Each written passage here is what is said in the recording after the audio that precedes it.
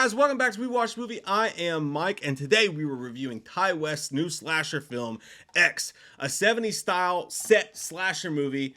And it's about this group of people who want to go make a porno movie. They basically get the 70s version of an Airbnb, and they go there, they start fucking, and then eventually this turns into a slasher movie, and people start dying. I have a sordid history with Ty West. Like, Jay and I both hated The Innkeepers, all right? Just full frontal male nudity, just gonna give that to you right now. That was one of those movies, it was like, nothing happens for so long, and I get an hour into this movie, and the best thing you can give me is a cat jumping in out of a locker, like the fake cat scare. That movie pissed me off like no other. Maybe I should go back and rewatch it.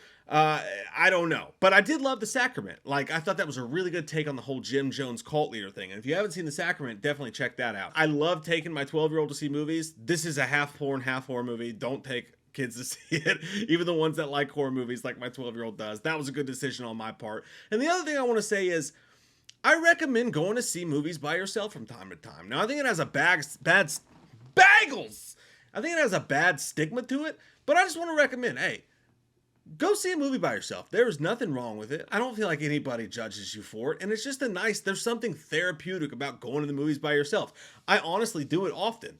It's just like a little just fucking me time, you know, a little self-pampering, you know. I'm going to talk to myself about the movie. And it's a nice little time to be had with yourself. So can I just recommend that to you, please? Don't feel shame about going to the movies by yourself. Do that shit. But now that my TED Talk is over with, I'll talk about this movie. I did hate it. Look, number one thing I loved about the movie was the cast. And I love that horror is finally going into the direction, especially with slasher movies, where they don't have to make the cast really fucking hateable. Like Halloween 2018 did this. Like, some of those people who died, I was like, damn, I like them. I was upset to see them die, which added emotion and added feelings and intensity to these scenes that wouldn't have been there if you just made me watch annoying characters for an hour just so I was okay when they died. Like, I feel like a lot of older slasher movies did, and they made that mistake. Scream, same way. I like the characters, so when they die, I feel something.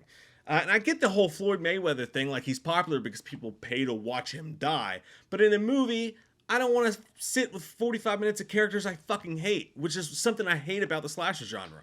And these people are going to make a porno, but it's not like Rob Zombie's 31, when they're like, man, I'm going to fuck me some fat titties in the back of an RV and eat out of a can of beans and let it drip down my fuck wife beater. They're real people, and they have smart thoughts. Like, there's a conversation that goes on about, like, why they do what they do, and they kind of explain it in a really neat way, where they're just like, hey, we turn people on, and that makes them uncomfortable. We don't have any problem fucking each other because we like sex. And there's, like, they're thinkers. Like, they give them personality. I also like the casting. Mia Goth was great in the movie. Brittany Snow, to me, is a person, and she's like the super, like, Marilyn Monroe-ish kind of, like, ultra porn star in this. She's like the lead porn star of the porn movie that they're gonna make, if that makes sense. But I love Brittany Snow. Every single time I've seen her in anything, she's just stood out to me, and I think she's been great. And she's one of the prettiest human beings on planet Earth as well. I'm really confused when I look at her IMDb and I see all these low budget straight to VOD movies. To me, she could be a fucking star. She should be. I don't get it.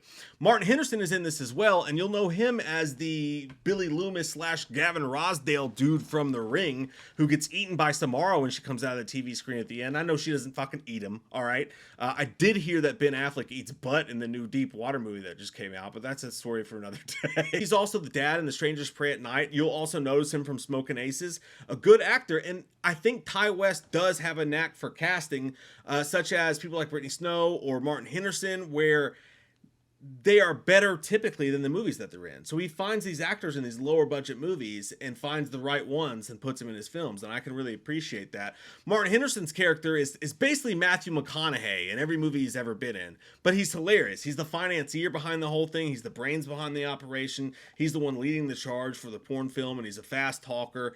Again, just fucking picture Matthew McConaughey, and dude's in good goddamn shape. Good for you, fucking Martin Henderson. He had a scene in Tidy Whities, and I was like, god damn, I'm kind of having a problem not looking at you now, dude. But he's really good in the movie. He's funny.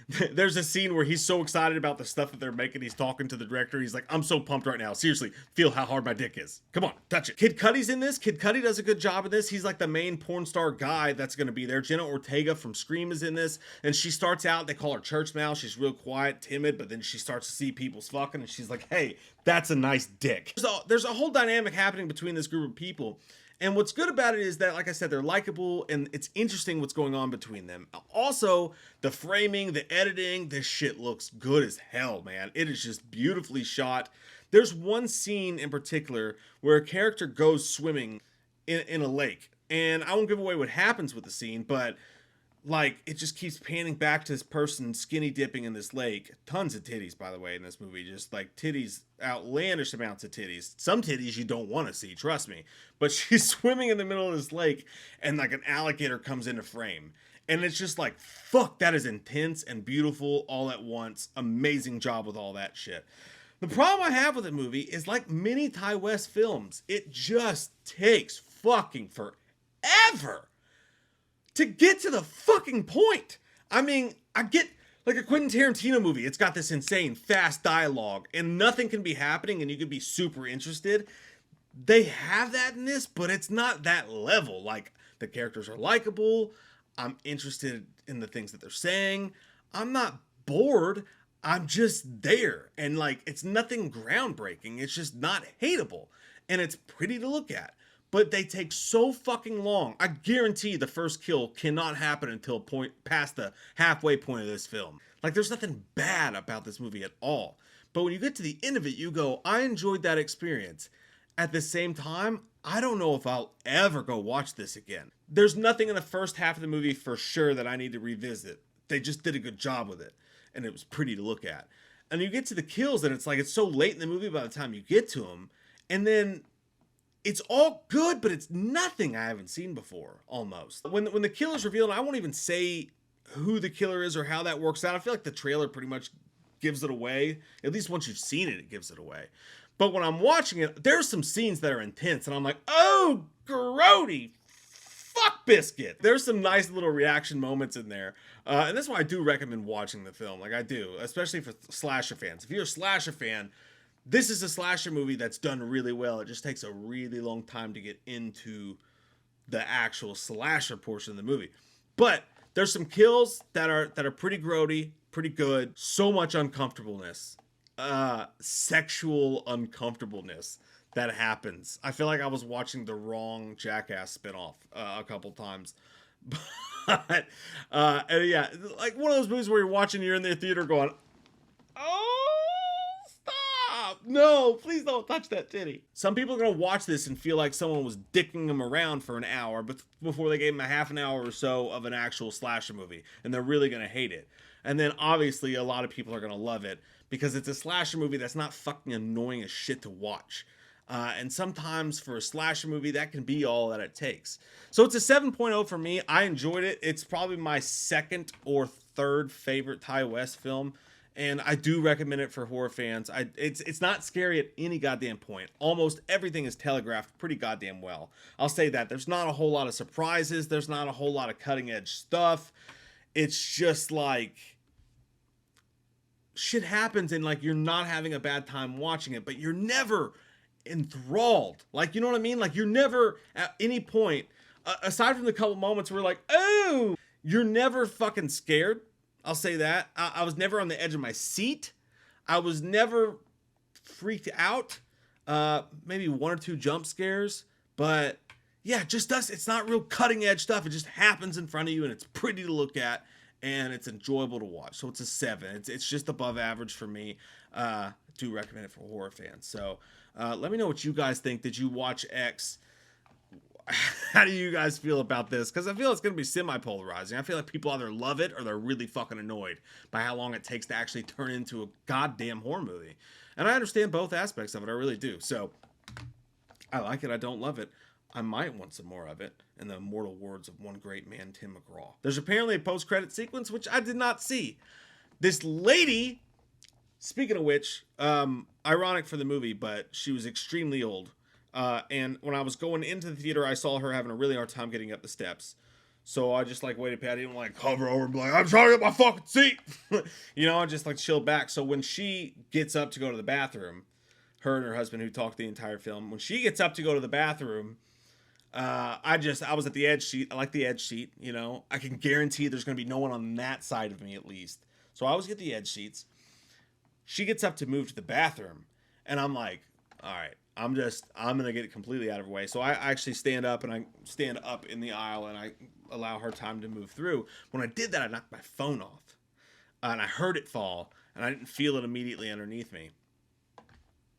She comes back, still haven't found my phone. At the end of the movie, I'm looking for my phone, can't find it anywhere. Some dude comes up with like the world's tiniest goddamn flashlight. I'm like, thanks, dude. Find my phone and leave. I never saw any end sequence. I don't know what the fuck the point of this story is. But Tide West did say recently that they went ahead and filmed a prequel to this movie. So it's going to have a prequel, which when you watch the movie, you'll be like, that makes fucking sense. You could totally do a prequel with this. I like what they did with the killer. That was entertaining. It was probably the most entertaining part of the whole thing. I do think that some of the kills were just way too telegraphed. Like, I don't feel like the movie had very many surprises whatsoever at all. It was very easy to see what was coming for a lot of this film. So that just took some of the thrill factor out of it for me. No doubt about it. But goddamn, does he make some pretty well-oiled machines, you know what I mean? Thank you guys for watching this. When you like the video and you subscribe and you click the bell and you share the video, all of those things help. So if you don't do any of that shit, just clicking like helps a little bit. Comment down below, what's your favorite Ty West movie? What did you think about X? Would really appreciate it, and we'll answer all those comments, guys. We love your fucking faces. Thanks for spending this time with me.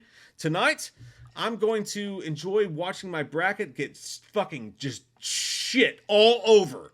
But hey, you guys have a great fucking night. Thanks for spending this time with me today. I really do appreciate it. I had fun going to see this movie. I had fun talking to you guys about it. This is the shit that it's about. I'm really thankful for all you guys. Love your fucking faces. We'll see you guys soon. Live stream coming up this week. We are back, bitch.